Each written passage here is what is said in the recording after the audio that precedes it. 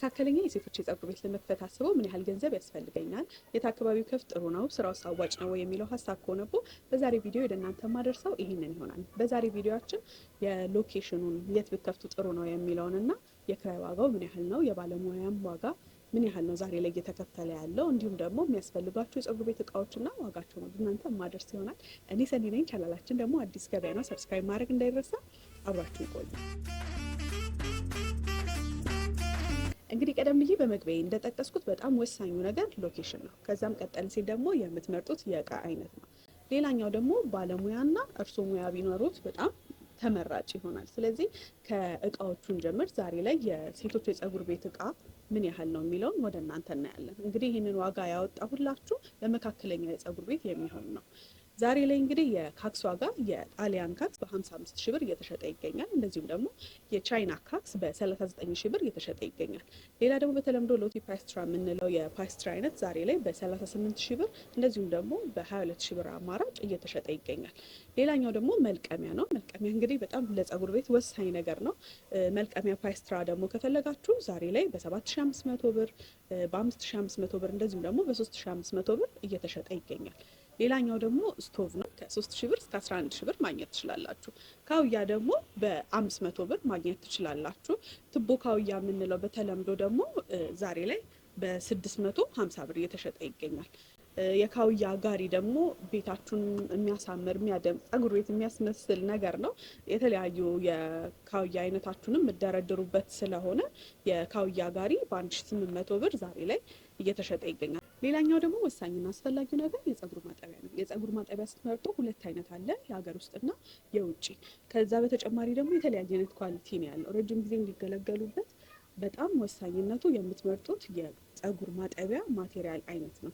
ኳሊቲ የሚባለውን ብትመርጡ ጥሩ ነው። ምክንያቱም ለተወሰነ ገንዘብ ቅናሽ ብለን ለአጭር ጊዜ የምንገለገለውን እቃ ባንመርጥ። ከዛ በተጨማሪ ለፀጉር ቤት ማጠቢያ ብዛት የሚያስፈልገን ከሁለትና ከሁለት በላይ ነው። ምክንያቱም አሁን ላይ እንደ ድሮ ቂቤ መታጠብ ፀጉር ቤት እየቀረ መጥቷል። ግን ደግሞ አዲስ የተለመደ የሄር ትሪትመንት አለ። ስለዚህ ሄር ትሪትመንት የተጠቀመ ሰው ደግሞ ለብቻው ቢታጠብ የተሻለ ይሆናል። ስለዚህ ለሱ ለብቻ መታጠቢያ ብታዘጋጁለት ጥሩ ነው። ስለዚህ ከሁለት በታች አይሆንም። ዛሬ ላይ የፀጉር ማጠቢያ ዋጋ ከ38 ሺህ ብር እስከ 19 ሺህ ብር እየተሸጠ ይገኛል ማለት ነው። ሌላኛው ደግሞ የካክስ ወንበር ነው። የካክስ ወንበር ምን ጊዜም ስትመርጡ ከቤታችሁ ኢንቴሪየር ዲዛይን ጋር እንደዚሁም ደግሞ ዲዛይን ልታደርጉት ካሰባችሁት ሌሎች እቃዎች ጋር ቢመሳሰል ጥሩ ነው። ለምሳሌ የቤታችሁ ዲዛይን ልታደርጉት ያሰባችሁት ነጭ ከሆነ ነጣ ያለ ቢሆን፣ ጥቁር ከሆነ ጥቁር ቢሆን። ብዙ ጊዜ ግን ያው ጥቁር በተለምዶ እዳ ቻይ ነው እንላለን አይደለ? የተለያዩ ከለሮችን ቢይዝብን የተለያየ አገልግሎት ስለምንሰጥ ፀጉር ቤት ጥቁር ብትመርጡ እንደ ባለሙያ ከተሰጠኝ ምክር አንፃር ጥሩ ነው ብዬ አስባለሁ። ስለዚህ ዛሬ ላይ የካክስ ወንበር ከ1900 ብር እስከ 5000 ብር ድረስ እየተሸጠ ይገኛል። ሌላኛው ደግሞ የፓይስትራ ወንበር ነው። የፓይስትራ ወንበር ሲመርጡ ከኢንቴሪየር ዲዛይኑ ጋር እንዲሁም ደግሞ ቤቱን ዲዛይን ሊያደርጉ ካሰቡት ከለር ጋር የሚሄድ ቢመርጡ የተሻለ ነው።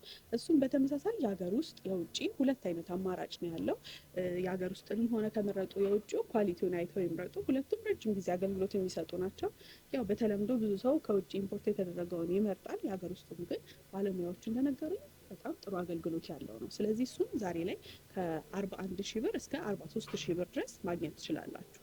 ሌላኛው ደግሞ የከስተመር ወንበር ነው። የከስተመር ወንበርም ከኢንቴሪየር ዲዛይኑ ጋር ቢሄድ መካከለኛ ወይም ደግሞ ዝቅተኛ ፀጉር ቤት ሊከፍቱ ካሰቡ ደግሞ ቤቶ ላይ የማይገለገሉትን ሶፋ ቢጠቀሙ ላለው ግን ደግሞ መግዛት ግድ ከሆነ በ7500 ብር ዛሬ ላይ የከስተመር ወንበር እየተሸጠ ይገኛል። ሌላኛው ደግሞ የቢጎዲን ጋሪ ነው። የቢጎዲን ጋሪ ዛሬ ላይ 6500 ብር እየተሸጠ ይገኛል። ሌላኛው ደግሞ ቢጎዲን ነው። ቢጎዲን አንዱ ሽብ ዛሬ ላይ ከ250 ብር እስከ 450 ብር እየተሸጠ ይገኛል። ሌላኛው ደግሞ ያው ካክሱስ ለመግባት ለመጠቅለል የምንጠቀምበት የቢጎዲን መያዣ ሽቦ ነው። እሱ ደግሞ ዛሬ ላይ 100 ብር እየተሸጠ ይገኛል። ሌላኛው ደግሞ ዳንቴል ነው። ይሄም ዳንቴል ደግሞ ፀጉራችንን በቢጎዲን ጠቅልለን በሽቦ ይዘን ከዛ በኋላ የምንጠቀመው ዳንቴል ማለት ነው። ይህ ዳንቴል ደግሞ ዛሬ ላይ በ250 ብር እየተሸጠ ይገኛል። ሌላኛው ፎጣ ነው። ፎጣ ዛሬ ላይ በ180 ብር እየተሸጠ ይገኛል። ሌላኛው ደግሞ የፀጉር ስቲመር ነው። ቅድም እንደነገርኳችሁ አሁን ላይ ሁሉም ፀጉር ቤት በቅቤ ፈንታ ሁሉም ሴት ማለት በሚቻል ደረጃ ፀጉሩን ትሪት የሚያደርገው ሄር ስቲም በመግባት ነው። ለዛም አላቂቃ ከሚባሉ የሚመደቡ የተለያዩ እንደ አቮካዶ ኦይሎች፣ እርጎችን ገዝታችሁ ይሄን አገልግሎት ትሰጣላችሁ። ለዛም ደግሞ ቤዚክሊ የፀጉር ስቲመር አሁን ሁሉም ፀጉር ቤት አስፈላጊ ከሚባል እቃ መሀል ሆኗል። እሱንም ማሟላት ይኖርባቸዋል። እሱም ደግሞ 18500 ብር ዛሬ ላይ እየተሸጠ ይገኛል። ሌላኛው አብዛኞቹ ሴቶች የፀጉር ስቲም ሲገቡ ፀጉራቸውን ትሪት ሲያደርጉ በዛው በተመሳሳይ ሰዓት ደግሞ ፊታቸውን ትሪት ማድረግ ይፈልጋሉ። ለሱም ደግሞ የፊት ስቲመር ያስፈልጋቸዋል። ዛሬ ላይ ደግሞ የፊት ስቲመር ከ13000 ብር እስከ 6000 ብር ድረስ እየተሸጠ ይገኛል። ሌላኛው ደግሞ የእግር መዘፍዘፊያ ነው። የእግር መዘፍዘፊያ ከ7500 እስከ 55000 ብር ድረስ እየተሸጠ ይገኛል። ያው ሌክዠሪ የምንለው የእግር መዘፍዘፊያ በዛው ልክ ዋጋው ኮስት ያደርጋል። ለመካከለኛ ፀጉር ቤት ግን በ7500 ብር የእግር መዘፍዘፊያ መግዛት ትችላላችሁ። ሌላኛው ደግሞ አስፈላጊ እቃ ከምንለው መሀል ሽርጥ ነው። ሽርጥ አንዱ ሽርጥ ዛሬ ላይ 200 ብር እየተሸጠ ነው። ለመካከለኛ ፀጉር ቤት ደግሞ እስከ 1000 ብር አውጥተው ቢገዙ አጠቃላይ በቂ ይሆናል ማለት ነው። ሌላኛው ካባ ነው። ይህም ካባ ለደንበኞች ትከሻ ላይ የምናለብሰው ካባ ሲሆን እሱም ደግሞ ዛሬ ላይ በ200 ብር እየተሸጠ ይገኛል አንዱ ፍሬ። ለመካከለኛ ፀጉር ቤት ደግሞ እስከ 1000 ብር አውጥተው 5 ፍሬ ቢገዙ በጣም በቂ ነው ማለት ነው። ሌላኛው ደግሞ ፎን ነው። አሁን ላይ አብዛኛዎቹ ሴቶች ከካክስ ይልቅ የሚመርጡት ፎን ነው። በተለይም ደግሞ ስፌት የምትሰራ ሴት ብዙ ጊዜ ከታጠብሽ በኋላ በፎን ደቃ ነው ሹሩባ ነው የምትሰራው። ስለዚህ ፎን በጣም አስፈላጊ ከምንለው የፀጉር ቤት እቃ መሀል አንዱ ሆኗል። እሱም ደግሞ ዛሬ ላይ አንዱ ፎን በ4000 ብር እየተሸጠ ይገኛል። ለመካከለኛ ፀጉር ቤት አንድ በቂ ነው። ምናልባትም ደግሞ ደንበኛ የሚበዛበት ከመሰለት 2 መግዛት ይችላሉ። እንግዲህ እስካሁን የዘረዘርኩላችሁን አንድ የመካከለኛ ፀጉር ቤት ለመክፈት የሚያስፈልጉ ወሳኝ እቃዎች አጠቃላይ ለማሟላት በዝቅተኛ እስካሁን ከጠቀስኩላችሁ በዝቅተኛ ዋጋና እያንዳንዱን አንዳንድ ፍሬ እንኳን ብትገዙ አጠቃላይ ዋጋው 186500 ብር ይሆናል ማለት ነው። ሌላ እንግዲህ ቅድምም በመግቢያ የጠቀስኩላችሁ ወሳኝ ከምንለው ነገር መሀል ሎኬሽን ነው። ሎኬሽን ስንመርጡ ምን ጊዜ ነዋሪ ያለበት አካባቢ ብትመርጡ ተመራጭ ነው። አሁን ላይ ለምሳሌ አዲስ አበባ ላይ ወደ ሰሚት አካባቢ፣ ወደ ለቡ አካባቢ እንዲሁም ደግሞ አዲስ ነዋሪ እየገባበት ያለበት ቦታ ላይ ብትከፍቱ በጣም ተመራጭ ይሆናል። አዳዲስ ቦታ ላይ ብትከፍቱ ተፎካካሪ አይኖርቦትም።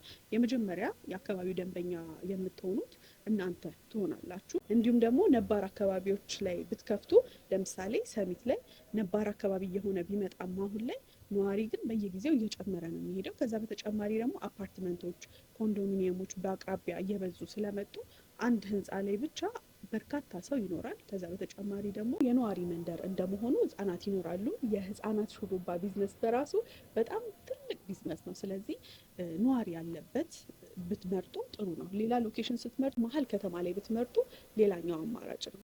በመሀል ከተማ ስትከፍቱ ዝነኛ የሚባል ሄር ስታይሊስት በመቅጠር እንዲሁም ደግሞ ድርጅታችሁን በሶሻል ሚዲያ በደንብ በማስተዋወቅ በደንብ ተደራሽ መሆን እንዲሁም ደግሞ በደንብ ትርፋማ መሆን ትችላላችሁ። ስለዚህ እኔም ከዚህ አንጻር ተነስቼ ዛሬ ላይ የፀጉር ቤት የመካከለኛ የሴቶች ፀጉር ቤት የክራይ ዋጋ ከ70,000 ብር ጀምሮ እስከ 80,000 ብር ዳር በወጡ አካባቢዎች ላይ እንደዚሁም ደግሞ እዛው ዳር በወጡ አካባቢዎች ላይ ትንሽ መለስ ያለና ደህና የምንለውን ቤት በደንብ ትዕግስተኛ ሆነው ከፈለጉ እስከ 100,000 ብር ድረስ በጣም ቆንጆ የመካከለኛ የሴቶች ፀጉር ቤት የክራይ ዋጋ ማግኘት ትችላላችሁ ማለት ነው። ይህም በለቡ አካባቢ በሰሚት አካባቢ ዛሬ ላይ የክራይ ዋጋ ይህንን ይመስላል ማለት ነው። ሌላኛው ደግሞ ቋሚ ወጪ ሊኖርቦት የሚችለው የሰራተኛ ደሞዝ ነው። የሰራተኛው ደሞዝ ዛሬ ላይ አስፈላጊ ከሚባሉ ሰራተኞች ዝርዝር ልጀምርላችሁና የስፌትና የሹሩባ ባለሙያ፣ ስታይሊስት እንደዚሁም ደግሞ የጥፍር ባለሙያ እና ደግሞ አጣቢና ጠቅላይ ወሳኝ የሚባሉ ባለሙያዎች ናቸው። ለእነዚህ ባለሙያዎች ዛሬ ላይ እየተከፈለ ያለው የደሞዝ መጠን ደግሞ የስፌትና የሹሩባ ባለሙያ 20,000 ብር ዛሬ ላይ እየተከፈለ ይገኛል። እንደዚሁም ደግሞ ስታይሊስቶች ዛሬ ላይ ከ25,000 ብር እስከ 30,000 ብር እየተከፈላቸው ይገኛል። ሌላኛው ደግሞ የጥፍር ባለሙያ ነው። ዛሬ ላይ አብዛኛው ፀጉር ቤት የጥፍር ባለሙያ ሲቀጥር ተያይዞ የአይላሽ ሙያ፣ የዋክስ ሙያ እንደዚሁም ደግሞ የፔዲኪር ሙያ ሊኖራት ይገባል። ይሄንን ሁሉ አሟልታ ዛሬ ላይ ወደ ዳር የወጡ እንዲሁም ደግሞ መካከለኛ ፀጉር ቤት ላይ ከ22,000 እስከ 23,000 ዛሬ ላይ ደግሞ የአብዛኛው ፀጉር ቤት በነገሩኝ መረጃ ደሞዛቸው ጨምሯል። አዲስ ለሚቀጠር ተቀጣሪ ደግሞ ዛሬ ላይ ከ25,000 እስከ 30,000 ብር ድረስ ይከፈላቸዋል ማለት ነው። ሌላኛው ደግሞ አጣቢና ጠቅላይ ነው ወሳኝ የሚባለው ሰራተኛ። እሱም ደግሞ ከ10,000 እስከ 12,000 ብር ድረስ ዛሬ ላይ ደሞዝ እየተከፈላቸው ይገኛል ማለት ነው። ስለዚህ ከላይ እንደዘረዘርኩላችሁ ወሳኝ የሚባሉ እቃዎች ናቸው። በተጨማሪ ግን አላቂ የሚባሉ በጣም በርካታ እቃዎች አሉ። ከነዛም መሀል ስፕሬይ ነው። ስፕሬይ ዛሬ ላይ 100 ብር እየተሸጠ ይገኛል፣ የሄር ስፕሬይ። ሌላኛው ደግሞ ሻምፖ ነው። ሻምፖ ዛሬ ላይ በ450 ብር የፀጉር ሻምፖ እየተሸጠ ይገኛል። ሌላኛው ደግሞ ኮንዲሽነር ነው። ኮንዲሽነር ዛሬ ላይ 500 ብር እየተሸጠ ይገኛል ማለት ነው። እነዚህ አላቂ እቃዎች የምንላቸው ናቸው። በየጊዜው ቋሚ ወጪዎቻችን ናቸው።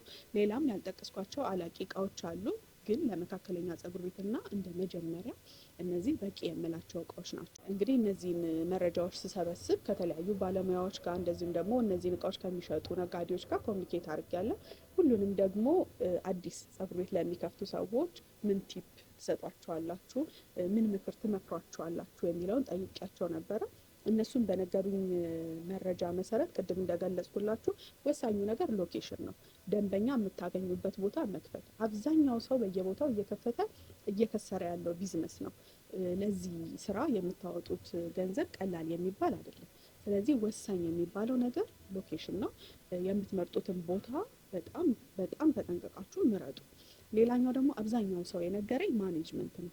ባለሙያ እንዴት ማኔጅ ማድረግ እንዳለባችሁ፣ ደንበኛ እንዴት መያዝ እንዳለባችሁ፣ ዘላቂ የሆነ ደንበኛ እናንተ ጋር እንዲኖር፣ ደንበኛ እንዳይሸሽ እንዳይሄድባችሁ፣ ያላችሁ ጎበዝ የምትሉት ባለሙያ እንዲሁም ከእናንተ ይልቅ ሌላ ቦታ ተቀጥሮ መስራትን ተመራጭ እንዳያደርግ ማኔጅመንት ላይ በጣም ወሳኝ የሆነ እውቀት ሊኖራችሁ ይገባል ብለውኛል። ከዛ በተጨማሪ ደግሞ እርስዎ ሙያው ቢኖሩት በጣም ወሳኙ ነገር እርስዎ ሙያው ቢኖሩት ነው።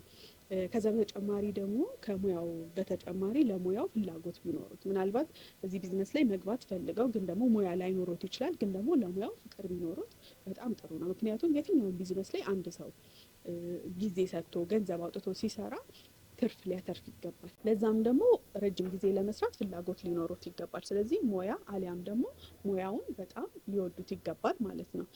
ሌላኛው ደግሞ እቃ ቢያውቁ ጥሩ ነው የሚል ምክር ሰጥተውኛል። ይሄም ደግሞ መጀመሪያ ቤቱን ሲያደራጁ ጥሩ እቃ መምረጥ ላይ፣ ከዛም በኋላ ደግሞ ለደንበኞቹ የሚጠቀሙትን አላቂ እቃ ጥሩ የሚባለውን መምረጥ፣ እንደ ሻምፖ እንደ ኮንዲሽነር ያሉ ነገሮችን፣ እንዲሁም ደግሞ አሁን ከተማው ላይ ምን ፋሽን ነው የሚለውን ቢያውቁ ጥሩ ነው ብለውኛል። ሁል ጊዜ ፋሽን አፕዴት የሚያደርግ ነገር ነው። ሄር ስታይል በየጊዜው አዳዲስ ሄር ስታይል፣ አዳዲስ ቀለሞች፣ አዳዲስ ነገሮች በየጊዜው ፋሽን ላይ ይመጣሉ። ስለዚህ እነዛን ነገሮች ራሳችሁን አፕዴት እያደረጋችሁ ከከተማው ካሉ ፀጉር ቤቶች ጋር ፉክክሩን በደንብ እያጦፋችሁ እውቀታችሁን አፕዴት እያደረጋችሁ መሄድ ይኖርባችኋል።